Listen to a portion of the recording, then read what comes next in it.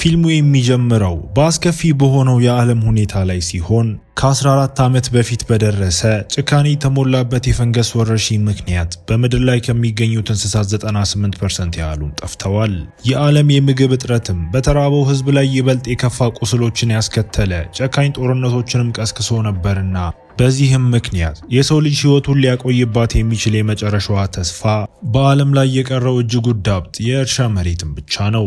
በሚቀጥለው ትዕይንት የታጠቁ ሰዎች ቡድን ሰፊውን የእርሻ ቦታ በጥንቃቄ አቋርጦ ወደ አንድ ገለልተኛ ቤት የሚቀርብና አንደኛው ሰው ለነዋሪዎቹ ድምፁን ከፍ አድርጎ የሰብላቸውንና የእርሻ መሬታቸውን ጥራት ሲያሞግስ፣ ሌሎች ደግሞ በተለያዩ መግቢያዎች በኩል ለመግባት እየሞከሩ ሳይታሰብ አንዱ ወዲያውኑ ይገደላል። ውጪ የቆመው ሰው ለመጠጋት ብቻ እንደፈለጉ ቢናገርም ከርቀት የሚጮህ የፉጨት ድምጽ ይሰማና ከዚያም በድንገት እርሻ ቦታውም ሆነ በቤት ውስጥ የነበሩት ታጣቂዎች ሙሉ በሙሉ አንድ በአንድ ተመተው ኩኪ የምትባል ልጅም አንድን ሰው ወዲያውኑ ተኩሳ ጥላ ብዙም ሳይቆይ ጥይት እንደ ዝናብን ቤቱን ዘልቆ ገብቶ በዚህም አብዛኞቹ ወራሪዎችም ይወድቃሉ። ከዚያም ሄሊ የምትባል ሴትም ከሰብሎቹ መካከል በፍጥነት እየተንቀሳቀሰች በርካታ ሰዎችን በጭካኔ ኢላማዋን ሳስትም ስትመታም እናያታለን። በመስኮት በኩል ቆማ ወራሪዎችን በስናይፐር እየመታች ያለችው ልጅ ሬንንም በሬዲዮም አውርታትም ይህ በእንዲህ እንዳለ የሄሊ ልጅ ማኒ ለማምለጥም ስትሞክር የነበረችውን ሌላ ወራሪ ይዞ በጭካኔም ይወጋታል። ሁሉም ወራሪዎች ከተገደሉ በኋላ ቤተሰቡ ተሰብስበው የሞቱትን ሰዎች ለመመርመር ይሄድና ከዚያ በኋላ የሄሊ ባል ጌለንና ሌላኛዋ ልጃቸው ዴኒስን ጨምሮ ሌሎች የቤተሰቡ አባላትም ተሰብስበው ወራሪዎቹ እንዴት መከላከያዎቹን አልፈው እንደገቡ በማሰብ ይገረሙና ወደፊት ማንም ሰው አልፎ እንዳይገባ ለመከላከል ንብረቱን ይበልጥ ደህንነቱ የተጠበቀ ለማድረግም ይወስናሉ። ምሽት ላይ የፍሪማን ቤተሰብ አባላት ለራት አብረው ተቀምጠው ልጆቹም ለሚከሰት ማንኛውም አደጋ ለመግባባት የሚጠቀሙበትን የፉጨት ምልክትም እየተለማመዱ ስለ ዕለታዊ ጉዳዮች፣ ስለ ሰብል አያያዝና ስለ ግቢው ደህንነትም ተወያይተው ሄሊ ከዚያ በኋላ ርቃ የምትኖረው ጓደኛዋ አውጉስታ ጋርም አቅርቦት እንዲያደርስ ለማኒ ተልእኮን ሰጥተው እሱም እንዲጠነቀቅ እንግዶችን እንዳይቀርብ ወይም ከማንም ጋር እንዳይግባባ በጥብቅ ታስጠነቅቀዋለች። በቀጣዮቹ ቀናት የቤተሰቡን የዕለት ተዕለት እንቅስቃሴ ያየን ሲሆን ይህም የውጊያ ልምምድ፣ የሩጫ ልምምድ፣ ኢላማ በመምታት ያነጣጠር ብቃታቸውን ማሳደግና ንብረታቸውን የከበበውን የኤሌክትሪክ አጥር መመርመርን ያካትታል። እንዲሁም የምግብነት ዋጋ ያላቸውን ነገሮች ለማደን ወደ ጫካም ይገባሉ።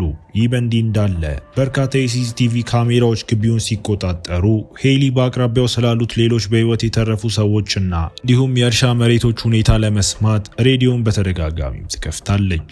አንድ ምሽት ሄሊ ከአውጉስታ ጋር ስትነጋገር አውጉስታ 3 ቤተሰቦችን አስቀድሞ ስላጠቃ አንድ ጨካኝ የዘራፊዎች ቡድን ታስጠነቅቃትና በዚህም ምክንያት ሄሊ ለ2 ቀናት ያህል ጎብኝታቸው እነዚህም ቤተሰቦች እንድታሰለጥናቸው ይህም ትልቅ ለውጥ ሊያመጣ እንደሚችልም ስትናገር፣ ሆኖም ሄሊ ለአደጋ መጋለጥ እንደማትፈልግ በመግለጽ የጓደኛዋን ጥያቄ ማጥብቃ ተቃውማ በማግስቱ ጠዋት ማኒ በሞተር ቤቱን ለቆ ሞቶ ከጥቂት ጊዜ በኋላም ወደ ፈራረሰ ህንፃ ይደርስና አውጉስታ የሚል ጽሑፍ ያለበትን ሳጥን አግኝቶ በፍጥነትም አቅርቦቶች ሞልቶም ይሄዳል። ይህ በእንዲህ እንዳለ ወደ ቤት ስትመለስ ሄሊ ከአውጉስታ አስደንጋጭ ስልክ ጥሪ የተቀበለች ሲሆን ፍሌሚንግስ የተባሉ የእርሻ ቤተሰብ ልጆቻቸውን ጨምሮ መሞታቸውንም ነግራት፣ አስደንጋጩ ዜና ሄሊን በእጅጉ ቢያሳዝናትም አውጉስታ ደግሞ በሰው በላዎች እንደተበሉም ስትነግራት ይበልጥ ደንግጣም አይተን በተጨማሪም እነዚህ ሰዎች ትልቅ የተደራጀ ቡድን መሆናቸውንም ትገልጻለች። በሌላ ቦታ ማኒ ወደ ቤቱ እየተመለሰ በመሃል ወንዝ ውስጥ ሲዋኝ ይታይና ከውሃው ከወጣ በኋላ በአቅራቢያው የምትዋኝ አንዲት ቆንጆ ሴት አይቶ ወዲያውኑም በሷ ተማርኮ ከዚያም በስናይፐር ተጠቅሞ ይሰልላትና በጫካ ውስጥ ወደ ተደበቀ ሰፈር ስትሄድም ይመለከታል። ማኒ ወደ ቤት ሲመለስ ስለ ልጅቷ ማሰብ ማቆምም አልቻለም። ስለዚህ በማግስቱ ወደ ወንዙ ቢመለስም አያገኛትም። በዚህም ምክንያት የማስታወሻውን ምስል ለማቆየትም ስዕሏን መሳልም ይጀምራል። ከቀናት በኋላ ማኒ ጌለንና ዴኒስም ጠቃሚ አቅርቦቶችን ለማግኘት ተስፋ በማድረግ ወደ ማከማቻ መጋዘን ደርሰው ቦታውንም በጥንቃቄ ቢመረምሩም ነገር ግን ዴኒስ በርካታ አስክሬኖችን ጣሪያው ላይ ተሰቅለው ስታይ አይኖቿን በፍርሃት ተከፍተው ሶስቱም ብዙም ሳይቆይም የወታደሮች ቡድን ጋር ፊት ለፊት ይገናኙና ወዲያው መሳሪያቸውንም ይጠቁሙባቸዋል። ነገር ግን ከወታደሮቹ አንዱ አርሶ አደሮችን ለመደገፍ ከአካባቢው ቤተሰብ ጋር የሚኖሩ የወታደራዊ አባላት መሆናቸውንም በእርጋታ ሲገልጽ ጌለን ከፍሌሚንግ ቤተሰብ ጋር እየኖሩ እንደሆነ ይጠይቀውና ወታደሩም አዎ በማለት አረጋግጦለት ይህንን ሲሰማ በፍጥነት ወታደሮቹን ተኩሶም ገሏቸው። ጌለን እነሱ እየዋሹ እንደሆነና ፍሌሚንግ ቤተሰቦችም እንዳለ መሞታቸውን ለልጆቹ ይነግራቸዋል። ከመሄዳቸው በፊት ማኒ ጠቃሚ ነገር ካለ አስክሬኖቹን እንዲፈትሹ ማሳብ አቀርቦ ስለዚህም ጌለን በፍጥነት እንዲፈትሽም አሳስቦት ከዚያም ዴኒስ በአንደኛው የሞተ ሰው ላይ ቦርሳ እየፈተሸች እያለ ነገር ግን እየሞተች መስላ የነበረች አንዲት አሮጊት ሴት በቀስታ ስትነሳ አይተን ከዚያም ሴትዮዋ ወደ ሆዷ ተኩሳ በፍጥነትም ትሮጣለች። በኋላ ጌለን የተጎዳችውን ዴኒስን ይዞ ወደ እርሻው ቦታ ሲሮጥ ይታይና ሄሊም የድንገተኛ ቀዶ ጥገና በማድረግ እሷን ማትረፍ ችላ። ይህ ሆኖ ሳለ ማኒ አስክሬኖቹን እንዲፈትሹ ሐሳብ በማቅረቡ የጥፋተኝነት ስሜት ቢሰማውም ነገር ግን ሬን የሱ ጥፋት እንዳልሆነና ዴኒስም በሱ ምክንያት በህይወት መቆየቷንም ትናገራለች። ከዚያ በኋላ ሄሊ ስለተፈጠረው ነገር ለመንገር አውጉስታን ለማግኘት ብትሞክርም ነገር ግን ጓደኛዋ በሆነ ምክንያት ጥሪውንም አትመልስም። እዚያች ሌሊት ማኒ ከጫካው ውስጥ እንግዳ ድምጾችን በድንገት ይሰማና ለመመርመርም ወደ ድምጹ አቅጣጫ ሮጦ በጨለማ ውስጥ አንዲት ሴት አይቶ እንዳትንቀሳቀስ ቢጮህም ነገር ግን እሷ ወንዙ ውስጥ ያያት ልጅ መሆኗን ሲመለከት ክው ብሎ ልጅቷም እንዲረዳትን በተስፋ ትማጸነዋለች። በማግስቱ ጠዋት ጌለንና ሄሊ ልጆቹ ሁልጊዜም ታጥቀውና ነቅተው እንዲቆዩ በሚተኙበት ጊዜም እንኳን እንዲነቁ አዟቸው እንደ ወታደር በመምሰልም መረጃ ለመሰብሰብ ስለሚሞክሩ ሰዎች አስጠንቅቀዋቸው ሰዎቹም ከመሳሪያ ወይም ከመሬት በላይ የበለጠ የሚፈልጉ ሰው በላዎች ሊሆኑ እንደሚችሉም ይገልጻሉ። ሄሊ ልጆቹ መጀመሪያ እንዲተኩሱና ጥያቄዎቹን እንዳይጠይቁ ማጥብቃ ታሳስባቸውና ከዚያ በኋላ ማኒ ብቻውንም ወደ በረቱ ሄዶ እዚያም ያገኛትን ልጅን በስውር እንዳሰራትም እናያለን። ማኒ ሊጎዳት እንደማይፈልግ በማረጋገጥ እሷን ለማረጋጋትም ይሞክርና ከዚያም አፏ ላይ ያሰረውን ጨርቅ በማውጣት ውሃ አቅርቦላት ከዚያም ቁስሏን በጥንቃቄ ለማከም ሲሞክር እሱ እንደጠለፋት ትከሰውና ማኒም እናቱ እንግዶችን ስለማታምን ይህን እያደረገ ያለው በዚያ ምክንያት ብቻ እንደሆነ ይመልሳል። በዚያች ሌሊት ማኒ ወደ በረቱ ተመልሶ በቅርቡ በርካታ ክስተቶች እንደተከሰቱ ለልጅቱ ነግሯት እሷ ማን እንደሆነችና እዚህ ምን እንደምትሰራ ማወቅ እንዳለበት ሲገልጽ ልጅቱ ሬዲዮ እንዲያስጠቅማት ብትማጸነውም እሱ ግን መፍቀድ እንደማይችል በመግለጽም እምቢ ብሏት ብዙም ሳይቆይ ሰዎቿ በህይወት መኖራቸውን ማወቅ ብቻ እንደሚያስፈልጋት ስትናገርና ተስፋ የመቁረጥ ስሜትም ስታሳይ ማኒም አዝኖላት በመጨረሻ ይፈታትና ልጅቷ ከዚያ በኋላ የሚያስፈልጋት ሬዲዮ ብቻ እንደሆነ በዚህም የፍሪማን እርሻ ቦታ ማግኘት እችላለሁ ስትል ይህም ልጁን አስደንግጦት ምክንያቱን ሲጠይቅ አክስቷ ሊረዷቸው የሚችሉት ፍሪማኖች ብቻ እንደሆኑ እንደነገረቻት መልሳ ከዚያ በኋላ ሁለቱ በመጨረሻ መቀራረብ ጀመረው። ማኒም ስለ ዋና ፍቅሩ ይነግራትና ልጅቷ ወንዙ ዳር ሲመለከታት እንዳስተዋለች ስትገልጽ ይህም ማኒ ትንሽ እንዲያፍርም ያደርገዋል። ማግስቱ ጠዋት ሄሊ ቤተሰቧን ለዕለቱ እንዲዘጋጁ ስትገፋፋቸው ማኒ እንደሌለም ታስተውላለች። ወደ በረቱም ስንመለስ አዲሷ ልጅ ማኒ በደስታ እየተመለከታት የሙዚቃ ማጫወቻውን ተጠቅማ በነፃነት ስትጨፍርም እናያታለን። ነገር ግን ወላጆቹ በድንገት ሲመጡ ደስታው ወደ አስፈሪ ሁኔታ ይለወጥና ሄሊ አዲሷን ልጅ ያለማመንታትም ይዛ ወስዳት ማኒንም በረቱ ውስጥ ቆልፈውበት እሱም በሩን ለመስበር ተስፋ በመቁረጥም ይሞክራል። ውጭ ላይ ሄሊ ልጅቱን በጠመንጃ ትጋፈጣትና እውነተኛ ማንነቷን እንድትናገር ስትጠይቃት ልጅቷ ዳውን እንደምትባል መልሳ ለእርሻ ቦታዎች የሕክምና ድጋፍ በሚሰጥ የመንግስት ፕሮግራም ነርስ ሆና እንደምትሰራ እዛም ጥቃት እንደደረሰባቸው ብትናገርም ነገር ግን ሄሊም አታምናትም እና ማስጠንቀቂያ ተኩስም ስትተኩስ ደንባራዋ ልጅም በመጨረሻ አክስቷ አውጉስታ እንደላከቻት ስትናገር ይህም ሄሊም በድንጋጤ ያፈዛታል።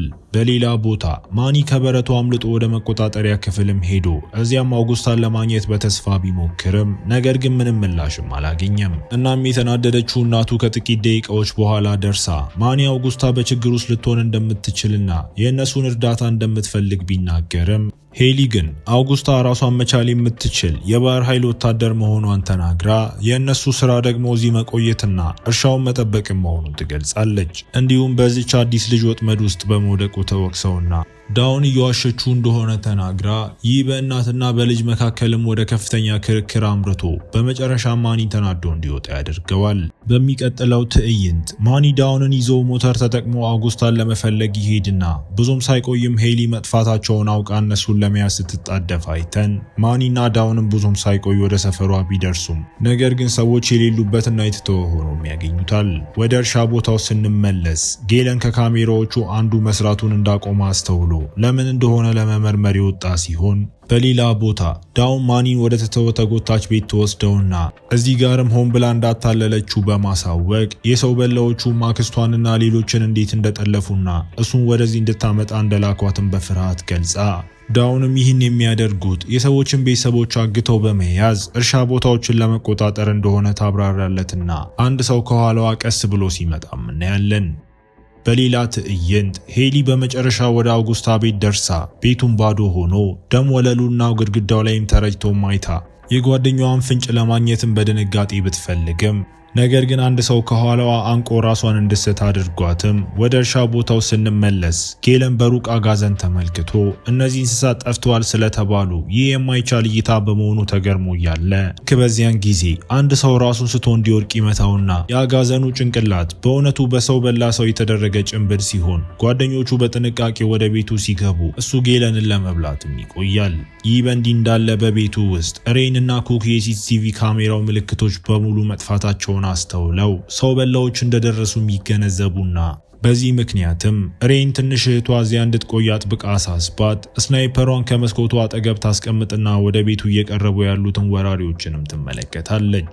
ያላወቀችው ነገር ቢኖር አባቷ በአሁኑ ጊዜ በሁለት ሰው በላዎች መሬት ላይ እየተቸነከረ እንደነበር ነው። አንዱ ሊነክሰው ሲዘጋጅ ጌለን እጁን በኃይል አስለቅቆ በእጁ ውስጥ ባለው ምስማርም ሁለቱንም አጥቂዎችን በጭካኔ በመውጋትም ለመግደል ይችላል። በሌላ ትዕይንት ሄሊ ታስራ በጨለማ ቤዝመንቱ ስትነቃም ደንግጣ እንዲሁም የተጎዳችው አውጉስታ እዚያ እንዳለችም ተመልክታ ወደ እርሻው ቦታው ስንመለስ ሬይን እየቀረቡ ያሉ የሰው በላዎችን ቡድን አይታ ያለማቋረጥም ተኩሳባቸው በርካታዎቹንም መምታት ብትችልም የተረፉት በብርቱ በመተኮስም መስኮቱን ሰብረውት ጌለን ከዚያ በኋላ ወዲያውኑ ቦታውን ትታ ወደታች እንድትወርድ ሬይን በስልክም ይጠይቃታል። በሌላ ቦታ ሄሊ ወደ እርሻ ቦታ የመጣችው የእህቷ ልጅ ነኝ ያለችውን ልጅ ስትጠቅስ አውጉስታም ሰው በላዎቹ እዚያ እንድትሄድ እንዳስገደዷትም ገልጻ ሄሊም ወዲያውኑ እንደምትተኩስባት አስባ እንደነበር ስትነግራት ሄሊ ከዚያ በኋላ ከዚያ እንደምታስወጣቸው ቃል ብትገባም በተጨማሪም አውጉስታ መዳን ያለባቸውን ልጆች እንደደበቀችም ትነግራታለች። ልክ በዚያን ጊዜ ሰው በላዎቹ ይመለሱና መሪያቸውም ሄሊ ከሌሎቹ የተለየች እንደሆነችና ለሌሎች ቤተሰቦች ደንታ እንደማይሰጣት ሲነግራት ሄሊ ሰዎችን ስለመብላታቸው መጸየፏን ብትገልጽም ነገር ግን መሪው ደግሞ ሰዎችን እንደምትገድልና ልጆቿም ይህን እንዲያደርጉ እንደምታደርግ በመጠቆም እነሱ የተለያዩ እንዳልሆኑና ለመኖር የሚያስፈልጋቸውን ብቻ እንደሚያደርጉም ይናገራል። በዚያን ጊዜ ከሰዎቹ አንዱ አውጉስታን ለምግብ ለማዘጋጀትን በጭካኔ ሲቆርጣት ሄሊ አቅማታ ከመመልከት ውጪ ምንም ማድረግም አልቻለችም። ትዕይንቱ ወደ ማኒና ዳውን ከሶስት ልጆች ጋር ሆነው አሳይቶን ልጆቹ ለረጅም ጊዜ እንዳልተመገቡ ያህል ምግብ በተስፋም እየበሉ ነበር። ዳውንም ለማኒ ስለ ምግቧ መስግና እሱን ወደዚህ በማምጣቷ ይቅርታ እየጠየቀችው እሱን ባታመጣው እነዚህ ልጆች ይሞቱ እንደነበር ስትናገር ማኒ ሁኔታውን ተረድቶ አክስቷን ለማዳን እንደሚሄድ ከዚያ በኋላ ሁላቸውንም መሄድ ይችላሉ ይላታል። ትዕይንቱ ወደ ሄሊ መለስና እሷም ራሷን ስታ አይተንም አንድ ራሰ በራሰው ሊገላት ቢዘጋጅም ሆኖም ግን በፍጥነት ኃይሉንም ተቆጣጥራ በኃይል አንቃ በመያዝ ትገድለውና የሰው በላዎቹ መሪ ወደ ውስጥ ሲገባ አጠገቧ ያለውን ጠመንጃ ወዲያውኑ ይዛ ናዳን ታወርድበታለች። ወደ እርሻው ቦታው ስንመለስ ጌለንና ልጆቹ በቤዝመንት ውስጥ የተሸሸጉ ሲሆን ነገር ግን ዴኒስ አሁንም በላይ ተደብቃ ስለነበር ጌለን እሷን ለማዳን ይዘጋጅና ሴት ልጆቹን እዚያ እንዲቆዩን በጥብቅ አስጠንቅቋቸው። በሌላ ቦታ ሄሊ ከቤዝመንት ለመውጣት ስትሞክር በሩ ላይ አውጉስታን ለመፈለግ ከመጣው ማኒ ጋር ትገናኝና ማኒ የአውጉስታን አስክሬን ሲመለከት ደንግጦ ሄሊ የምታደርገው ነገር ሁሉ ቤተሰቡን ለመጠበቅ እንደሆነ በመጨረሻ ይረዳል። ወደ እርሻ ቦታው ስንመለስ ጌለንም በጥንቃቄ ወደ ላይ የወጣ ሲሆን ልክ በዚያ ጊዜ ሬይ ሁሉንም መብራቶቹን የሚያጠፋ ማብሪያና ማጥፊያ ትጎትትና በዚያም ጌለን ጨለማውን ተጠቅሞ ሁሉንም ሰው ጨፍጭፎ ሁሉም ከሞቱ በኋላ መብራቶቹን እንድታበራ ሬይን ይነግራትና እሱም በከፍተኛ ሁኔታም እንደቆሰለ እናያለን። በሌላ በኩል ማኒና ሄሊ ከዳውንና ከሶስቱ ልጆች ጋር እንደገና ተገናኝተው ዳውን አክስቷ መሞቷን ስትሰማ በከፍተኛ ሐዘንም ትዋጣለች። ወደ እርሻ ቦታው ስንመለስም ጌለን ዴኒስን ወደ ቤዝመንት ቢያመጣትም ነገር ግን በከባድ የደም መፍሰስ ምክንያት ወዲያውኑ መሬት ላይም ወድቆ የደነገጡት ሴቶችን በፍጥነት ሊረዱት ሮጠው ለጊዜውም ቢሆን እሱን ማቆየትም ችለው ሬን ከዚያ በኋላ ሲሲቲቪውን ትፈትሽና ሁለት ወራሪዎች አሁንም ውጪ እንዳሉና ቦታውን ለማቃጠል ቤንዚን እየረጩ መሆናቸውንም አይታ ምንም እንኳን የተጎዳ ቢሆንም ጌለን አሁንም ሊቋቋመው እንደሚችል እርግጠኛ ስለነበር ወደ ውስጥ እንዲገቡ እንድትፈቅድላቸው ጠይቋት፣ ውጪ ላይ ሄሊና ልጆቹ በጥንቃቄ ወደ እርሻ ቦታው ሲቀርቡ በድንገት የጥይት ናዳ ወደ እነሱ ይፈስና ሄሊ ልጆቹን ወደ ቤዝመንት እንዲወስድም ማኒን አጥብቃ ነግራው እሷ እዚያ ያለውን ነገር እንደምትወጣውም ቃል ትገባለች። በሌላ ቦታ ሬን በመጨረሻ ሁለት ሰው በላዎች ወደ ውስጥ ታስገባና ተኝታ የነበረችውን እህቷን ዴኒስን አሳይታቸው በጥይት እንደተመታችም ገልጻ አንድ ሰው በላ በዴኒስ ጉሮሮ ላይ ቢላዋ ሲያደርግ፣ ሌላኛዋ ደግሞ ቦታውን ለመቃኘትም ስትሞክር ውጪ ላይም ሄሊ ብትመታም ነገር ግን ህመሙን ተቋቁማ በርካታ ሰው በላዎችን መግደል ትችልና ብዙም ሳይቆይ ጥይቷ ሲያልቅ ይህም ለመሸሽ ከመምረጥ ውጪ ምንም አማራጭም አይሰጣትም። ወደ ቤዝመንት ስንመለስ ከሰው በላዎቹ አንዷ የተደበቀ በር ከፍታ ይህም በትጥቅ የተሞላ ክፍል ውስጥ ያስገባት ሲሆን እንዲሁም ይህን ነገር ማግኘት የማይቻል በመሆኑ በቅመማ ቅመምና እጽዋት የተሞላ መደርደሪያ አግኝታ ይህም በጣም አስደስቷት ልክ በዚያን ጊዜ ጌለን በፍጥነት በመነሳት ተኩሶ ሲገላት፣ ዴኒስም ደግሞ ሌላኛውን ሰው በቢላዋ ከኋላው ስትወጋው ከዚያ በኋላ ሬንም ተኩሳ ትገለዋለች።